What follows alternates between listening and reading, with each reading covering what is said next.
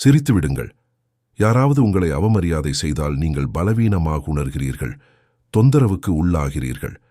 எப்படி பழி வாங்குவது என்று யோசிக்கத் தொடங்குகிறீர்கள். அந்த மனிதன் உங்களை கைப்பற்றிவிட்டான். மக்கள் சிறிய விஷயங்களுக்காக முழு வாழ்க்கையையும் வீணடிக்கிறார்கள். மற்றவர், அது தாய், தகப்பன், நண்பர், உறவினர் யாராக இருந்தாலும், உங்களை அவமரியாதை செய்தால் அந்த காயம் வயதான பின்னரும் மாறுவதில்லை. அந்த காயம் இன்னும் திறந்து புதிது போல் இருக்கும். யாராவது அதை தொட்டால் நீங்கள் வெடித்து விடுவீர்கள். இந்த காயத்தை வளரவிடாதீர்கள். இது உங்களை காயப்படுத்திவிட அனுமதிக்காதீர்கள். 24 மணி நேரம் மட்டும் முயற்சி செய்து பாருங்கள். யாராவது உங்களை அவமரியாதை செய்தால் ஏற்றுக்கொள்ளுங்கள். பதிலுக்கு ஒன்றும் செய்யாதீர்கள். என்ன நிகழ்கின்றது என்று பாருங்கள்.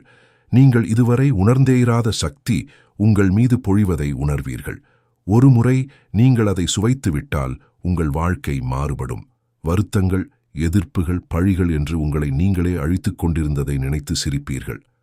உங்களைத் தவிர வேறு யாராலும் உங்களை அழிக்க முடியாது.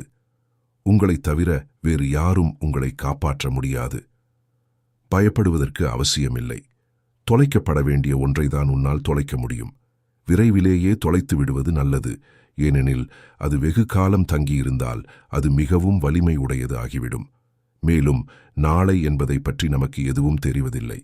உனது உண்மையான உயிர் உருவை உணரும் முன்னர் இறந்து போகாதே. நமது உண்மையான உயிர உருவுடன் வாழ்ந்து அதனுடனே இறந்து போன வெகு சிலர் மட்டுமே அதிர்ஷ்டசாலிகள்.